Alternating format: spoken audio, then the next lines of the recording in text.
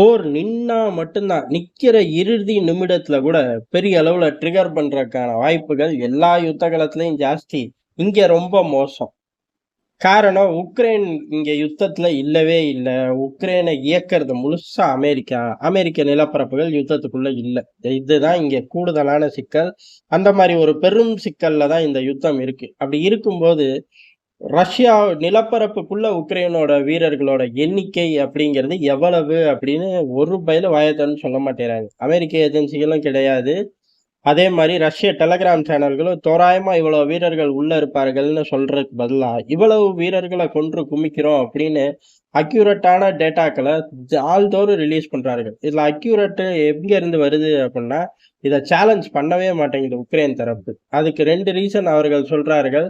நாங்க சேலஞ்ச் பண்ணோம்னா, நாங்க எவ்வளவு எண்ணிக்கையில உள்ள ஆட்கள் அனுப்பிச்சிருப்போங்கிறத நீங்க கண்டுபிடிச்சிருவீங்கல்ல. அதனால நாங்க வாய தொறக்க மாட்டோம்.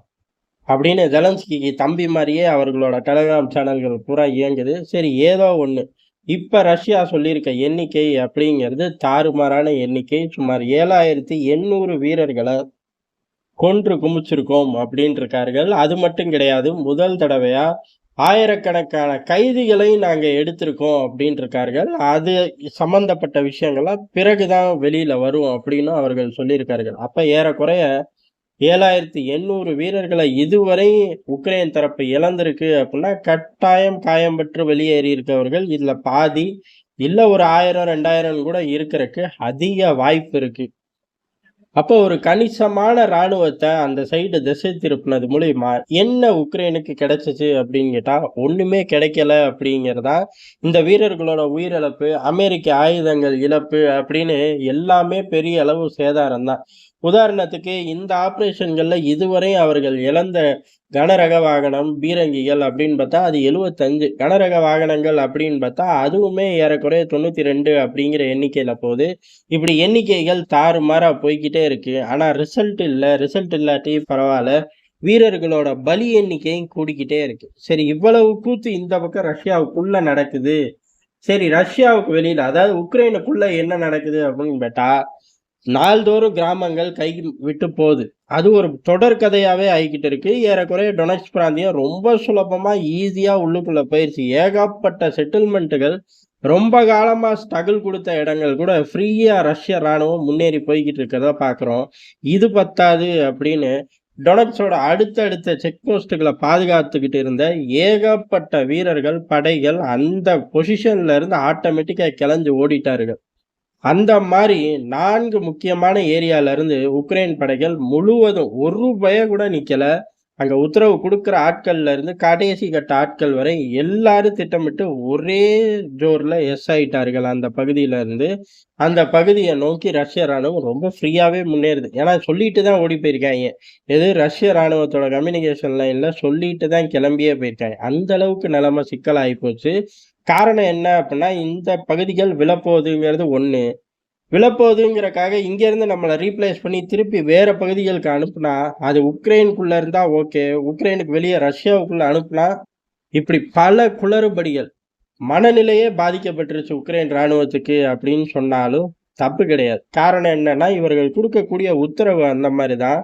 அந்த உத்தரவுகள செயல்பட்டு போகும்போது, கட்டாயம் உயிர் சேதம் ஏற்படும் அப்படின்னு தெரியுது. ஆனா உயிர் சேதம் குடுத்தாலும், அவர்களோட நிலப்பரப்ப காப்பாத்த முடியாதுன்னு தெரியுது. இந்த இடத்துல ராணுவம் பின்வாங்குறது தான் முக்கியமா எல்லா பக்கமும் செய்யக்கூடிய விஷயம். ஆனா இங்க பின்வாங்கி தாக்குற உத்தரவு வரப்போறதே இல்லைன்னு தெரிஞ்ச உடனே ஆட்டோமேட்டிக்கா வீரர்களே கிளந்து போக ஆரம்பிக்கிறார்கள்.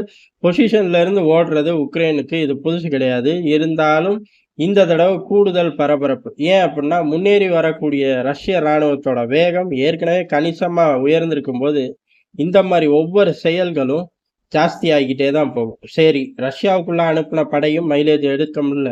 உக்ரைனுக்குள்ள இருக்கிற படைகளும் மைலேஜ் எடுக்க முடியல. இப்ப ஜெலன்ஸ்கி என்ன செய்ய போறார் அப்படின்னு தான். ஜெலன்ஸ்கிக்கு தெரிஞ்ச விஷயம், பிடிச்ச விஷயம் என்ன? அடுத்த டார்கெட்டை நோக்கி விஷமத்தனமா ஒரு தாக்குதல்.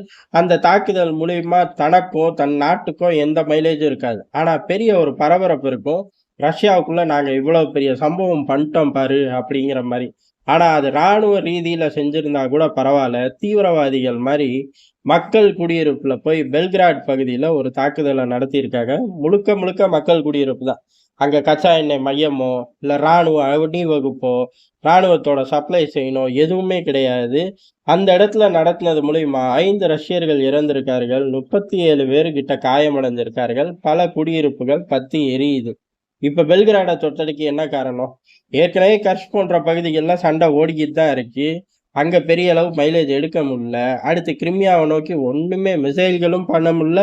ஆளில்லா விமானத்தை அனுப்ப முடியல.